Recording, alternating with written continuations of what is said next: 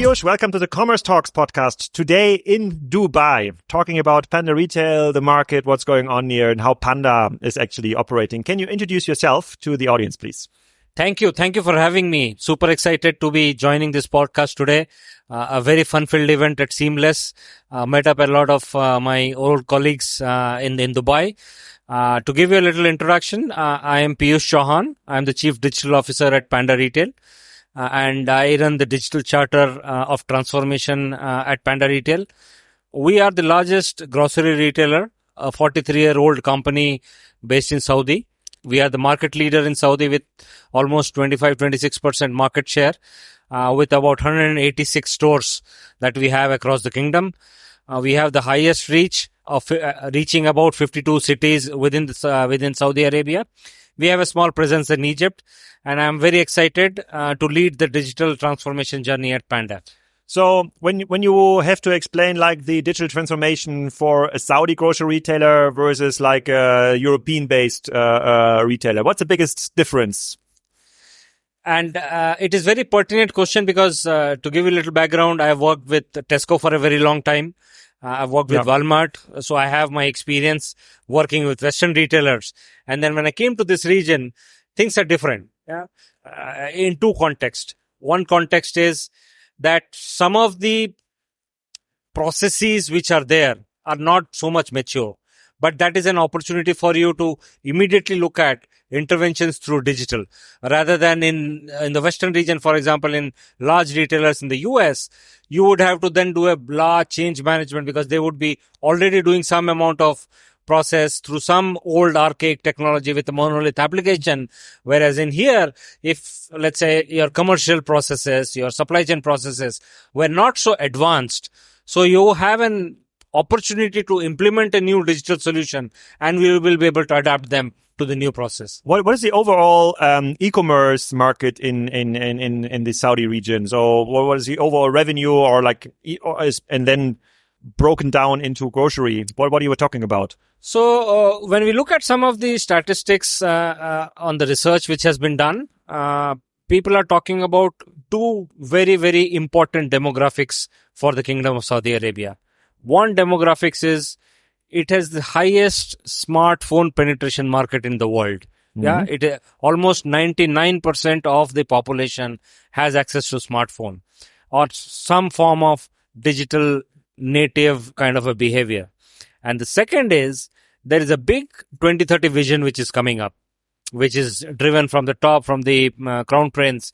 And these two factors believe that there is almost a 25 to 35% growth on the grocery. On a yearly basis? On a yearly basis, which you will not find anywhere in the world. But grocery in total or grocery online? Online, I'm saying. But on what basis are we talking? Are we talking is 2% already online, 3% is online, or? Market penetration at the moment is about 2 to 3%. Mm-hmm. And they believe that it will go to double digits in about 5 years from now. And what is the driver for that? Is it like the demand? Is it like new services? Is it cheaper? Do people order more advanced stuff online? What is the driver? Convenience. Yeah. Although Saudi as such, people love to drive. There's not much to do outside, although there are a lot of new opportunities of entertainment which is coming up. But shopping has been good part of their own culture. So people love to go to a supermarket, love to go to a grocery store and then do their shopping. But what is happening is that there is a demographic shift in which women are now allowed to work. So there is a husband and wife family, or the large part of the female workforce is coming to work, which means that there is more need of convenience in terms of ordering, in terms of getting stuff directly delivered to the home. And that trend is catching up very, very fast, particularly if you see the metro regions of Riyadh, the metro regions of Jeddah, where that trend has caught up. But unfortunately, the offer has not been so promising. And so it is a very, very primitive offer, which is very basic in terms of if I order something, will I get everything on time or not? I think that is the most basic that people are trying to solve. And once people solve that, I think there is a very, very high growth trajectory that they will see. And on the convenience side, I just learned from the podcast I recorded with a female founder from Pakistan, Bay Gallery, that there the standard payment method is cash on delivery. So what is it in Saudi? Oh, this is a highly digital payment market. And that is the beauty of Saudi, is that penetration is high. Everybody almost has an Apple Pay embedded on their phone. So digital payments, digital commerce is all embedded in there. So the adoption, you don't have any trust issue. So people, when they order something online and pay online, they don't have the trust issue. Will it come? It is not about the trust of the integrity issue, but it is for people to fulfill the order. So the service levels of delivery are not yet sophisticated, saying that, okay, if I order my grocery and it was slotted to be delivered tomorrow morning between 9 to 11, whether it will come and whether I will get everything or not. And that is the kind of service levels that e-commerce players need to come up with. And that is what the market is evolving from. What was COVID driving the online adoption of grocery shopping in the last 2 years? Absolutely. And there's no doubt that, and I will give a context of Panda. Panda did not have a proper online e-commerce grocery offering pre-COVID. During COVID, it went in, it purchased a company, and then we basically are building on top of it. And we believe that the kind of sudden surge has died down, but there is a sustained growth that we see in the market. So there are customers who want to come back again and again if the offer is good. And how did you build it? Have you started like with picking from stores? Have you started building dark stores, warehouses, or how was it operated? So we are still using our store network to fulfill the orders. And we have now reached in almost 30-40% of the kingdom, which is where the online grocery penetration is high. And okay, so you need a store within like, let's say 20-30 miles perimeter. That's correct. So you can fulfill. Yes. And if there's no store, there's no offering. There's no offering. Yes. Because we believe that a lot of remote locations within Saudi, the demand has still not built up. Yeah. But a retailer like Panda needs to scale up, and we are working on plans to scale it up and then take it to the next level. And how have you managed the delivery? So how have you delivered to the customers? So it's a mix of in-house fulfillment as well as outsourced fulfillment. So we kind of scale our capacity based on the need.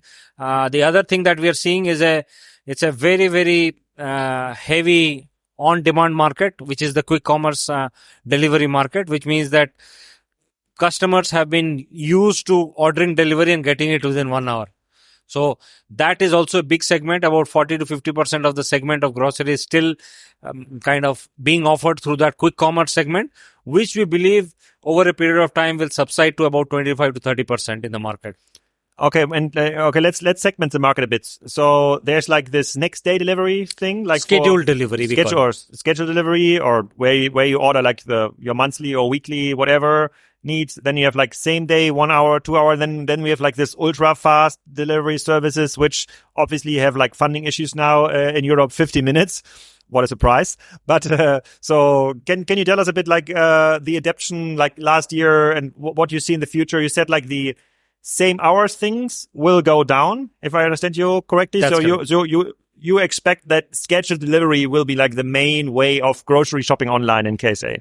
Which is exactly. So it is trying to mimic how the needs of the customer are. The customer does not want to have 5 items delivered 5 times in a week. I think it is very inconvenient for anyone, even the retailer as well as the customer. So what we believe is that it's a 70-30 or 80-20 rule, in which your 70% or 80% of the basket will be ordered through scheduled delivery, in which you have the weekly or a bi-weekly shopping. And then you will have a couple of top-ups in the middle for your fresh and ultra-fresh items, which will comprise the 20 to 25%.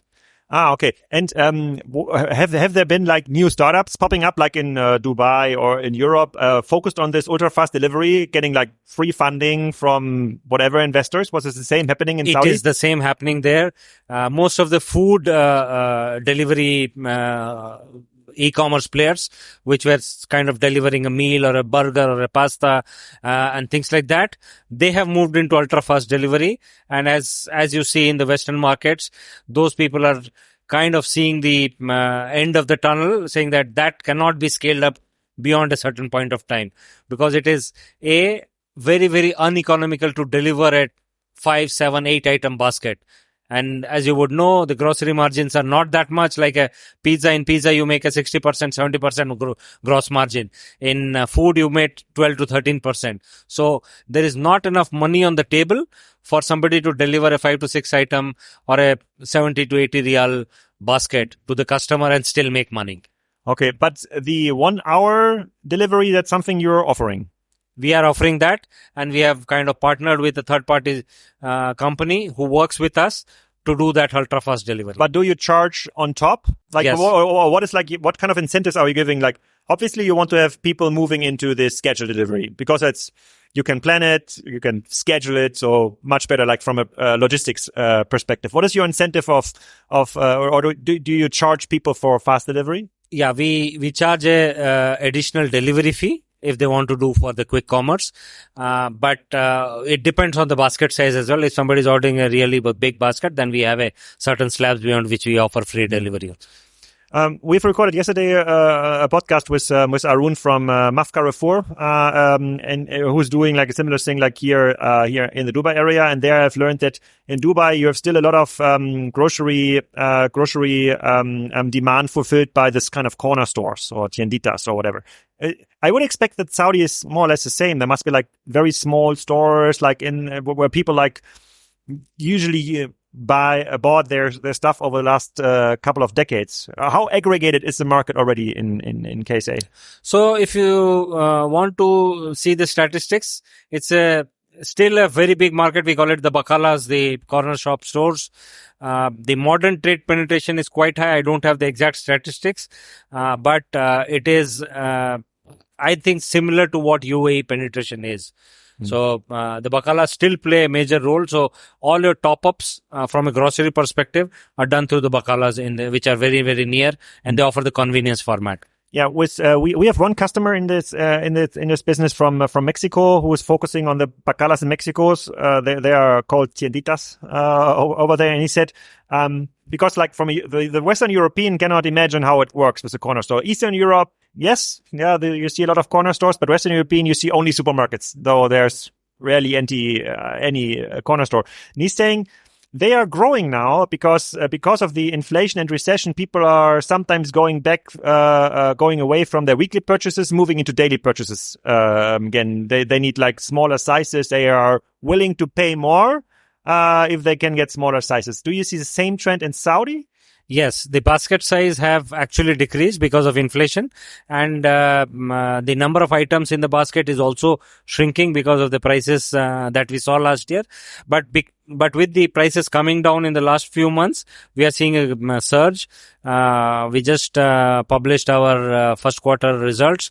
The first quarter results were really great. We are now seeing a tick in which the customer is now willing to go out and spend a little more than what it did last year. Okay.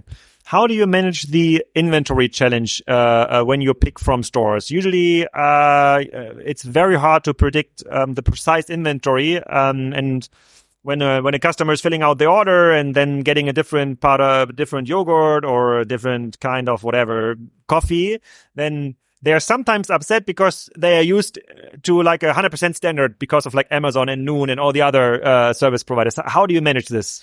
So that's a challenge, and that's a physical retailer challenge which is there, and you caught it right. We are working in terms of increasing our forecasting for the stores where we fulfill from. There are multiple tricks that we use, either keeping buffer stock. So what we found out is that about 200 fast moving items make up in almost all the baskets. So we try to make sure that those 200 to 300 items which are there, which are very ultra fast moving, we try to keep some buffer stock. But this buffer stock is still in the store, or do you have like a dark warehouse in the store? We have not gone into a dark warehouse model till now. And we still continue to fulfill from the store by increasing the forecasting and replenishment techniques. Okay, because like your colleague from Migros Turkey, they are starting to build like dark warehouse. No, it's not a dark warehouse. You usually have like every store has like a small warehouse where like of the stuff is usually like the back room, and they are like growing the back room part and fulfilling from there to make sure that like all the 200 standard items, which is like egg, milk, wheat, whatever. So this is there, and there's no disturbance to the standard customers. We have looked at those options, and then we are trying to experiment. And as I said, we are in the growth phase now. The customer believes in the brand of Panda. It's the strongest grocery brand in Saudi Arabia, and we believe that we will try to tweak the model and offer something new out there. Have you read or heard about the milkman model in Europe? Picnic, for example, is doing where they have like a central warehouse, and you don't have like free on-demand delivery slots next day. There's like a fixed slot, more or less, but there's like a milkman car running around the street and like dropping it off like if every customer is ordered, which gives a certain advantage in on the logistics sites, because you can fulfill way more orders like in the same time, and therefore gives you a pricing advantage. Is this something that can work in the KSA region? Unfortunately, I think it's a very flat country, and it's a very spread out country, unlike Europe, where the density That's of population true. is very different from Netherlands. Very different, the landscape. It's a very, you need to kind of drive maybe 13, 14 kilometers for one order. The typical run of a vehicle, if it has to deliver about 10 orders, is upwards of 80 to 90 kilometers. Yeah. So I think. And how long does it take? It takes about 4 hours, 4 hour shifts. Yeah. For this run alone? Yeah, for this run. It's a very fast and a flat country. So it can run from one corner to the other. The roads are good. And that is why I'm saying the dynamics which are there in Europe and the challenges which are there may not be applicable as it is for Saudi. You have to tailor the offering. And that is what I was talking about. If the offer, which is customized to Saudi, is built and it is more reliable, bringing the convenience and the right price point, I think it will fly. Okay. And then one other issue you usually have like in Western Europe is you don't find people fulfilling orders. Drivers, stockers, pickers. Nobody wants to work for low salaries. You have like minimum salaries in most of the European countries. And then it's even harder to make money on deliveries. Is it easier in KSA, or is it like also like a minimum price, or is it like the competition much higher? No, I think it's the same challenge. Salaries are a little low as compared to Europe for sure, but finding the right people, because people always believe that you get anyone with a low income or a low salary and then ask him to start picking. Your picking rates will drop drastically. So why is that? Because it's a skilled job. You have to identify the picking rates in terms of the amount of stuff items somebody per hour. Okay. Yeah. So if somebody is not skilled, let's say somebody has to pick up a particular brand of cereal, there will be the same brand. So for example, let's say Kellogg's will have 5 brands. Somebody needs to quickly determine, since it is picking from the store, it is very highly likely that he may pick up the wrong product and do that. So, and I've built e-commerce kind of organizations for a very long time. Picking is an art. A normal store guy needs to be trained significantly to do a lot of picking.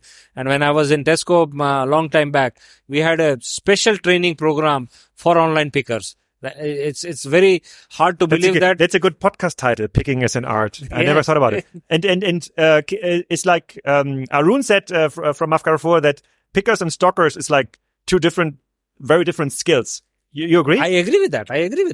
And so stocking is still generic. You can use the regular stuff, but e-commerce picking is a very, very different skill which people need to learn. But if let's go back from the picking from store challenge. So if I were to ask like the picnic founder here, he would say, picking from store, Alex, it's hard to stock because it's an environment that is made for people going around, being inspired for products.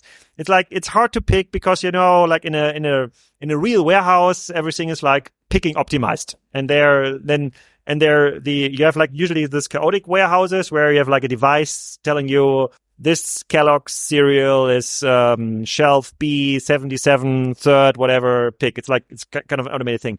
So and a warehouse structure definitely would make picking and stocking easier, way more effective. But what you're saying is the trade-off is still on the cost side, the trade-off is still like using the existing infrastructure instead of like building a warehouse. Because in Riyadh, which is like the biggest city, I would expect that, okay, there must be such a high demand. A central warehouse could make sense, right? Absolutely, it will make sense. And I think that is the trade-off that you need to do between how much of cost you want to incur. Real estate cost and the cost of building the warehouse is totally eliminated when you pick from store. And so your margin, and as I talked to you, margins are not there. So if you want to build a very highly scalable business in which, and we did some study to say that for a dark store to make sense, you should have about $2,000 to $3,000 coming to that warehouse, at least on a daily basis.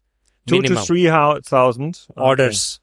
And the dark store size is not the size of like a normal supermarket. It's way smaller, right? It's quite smaller. Yeah. And you can have it more dense, but still the cost of operating a dark store with the real estate, with the additional overheads and the additional people, because what we do is the stocking, replenishment, receiving, everything is shared with the store.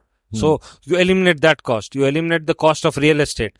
And so your margin is something that you can invest in offering the right prices, offering the right ways. And that is why we don't charge a very big amount even for quick commerce. Okay. Yeah. But haven't you become nervous like the last 2 years when like all the like new startups coming into market, opening like dark stores and like offering 50-minute delivery for free? That was the case like in Berlin or the big European city, and everybody got super nervous and they said, okay, if this is the future, then we are fucked. Nobody comes to the store anymore. How did you react? I have been in retail for all my life, and I knew that model will never work. And I can be quoted. I've kind of spoken in some other event as well that there is no unit economics in delivering that, because I have seen grocery all around the world. Convenience as a format, nobody has been able to crack at a large scale, even in physical retail, apart from 7-Eleven. And people still wonder how 7-Eleven makes money. Yeah. At a large scale. If you do a run 1 or 2 shops, it makes more sense. But when you do it as an enterprise, convenience as a format has never been able to make money. And so what the quick commerce players were trying to do is replicate 7-Eleven online, saying that everything is within 5 to 10 minutes or 15 minutes of my reach. I have the assortment, and people realize that is not the case. Their assortments was very, very limited. They used to run with only 1,500 to 2,000 items. Now that cannot suffice the needs of an individual. So right from day one, I was always of the belief that model will not work. It has been proven right. And I believe that 80-20 is what the rule is. 80% is scheduled delivery. 20% top up is something that you want to do for something that you want ultra fresh, or something you forgot, or some party is coming up, and so on and so forth. Okay, let's stick with the customer perspective. For a minute. So if customers are used to like getting stuff delivered like more and more and more and more and more, usually the one argument from this pure online players is, okay, they can add more assortment. They can put like drugstore assortment on top, toilet paper, detergents, whatever, or they can leverage their logistics infrastructure for other services like pharmacies, for example. If I guess you have done like market research with your customers. If you like ask a customer today, what can we do better with the service? What is it? No, so if you look from purely customer perspective, they love the offer, and that is why it picked up. But is there any financial sense in doing that? Absolutely not. It is like I was talking in the event in the morning today.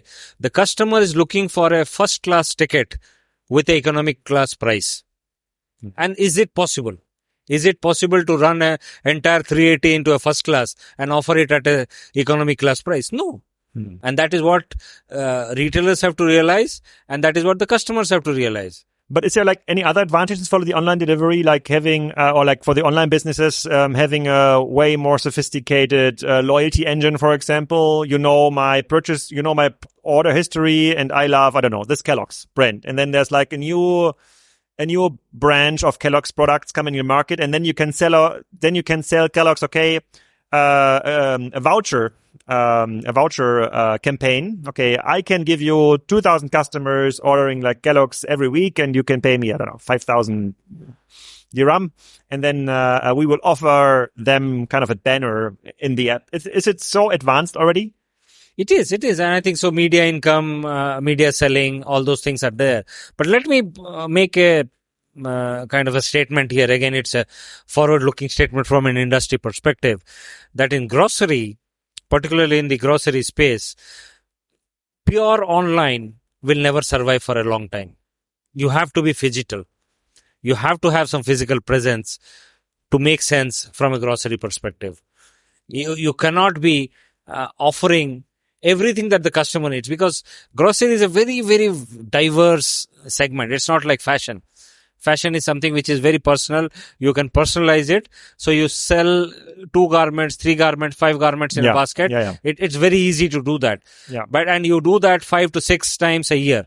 But this is something you have to do across segments, across customer choices, across formats, and successfully do that over and over again is extremely difficult to just do it in the online space. And that is why did Amazon buy Whole Foods? It's because of that. Yeah. And why did, if you follow Tesco as a model, it is not expanding its dark stores. It is saying that the most economical way of doing delivery is to picking from the stores. And that is what is happening with almost all the European retailers as well. So you observe then the global grocery, the market, and the grocery, businesses from a global perspective. Would you then say that increasing the or levering store infrastructure is a way to go for the next couple of years, instead of like building huge semi-automated warehouses like some European retailers? And then a huge automated warehouse is like $100 million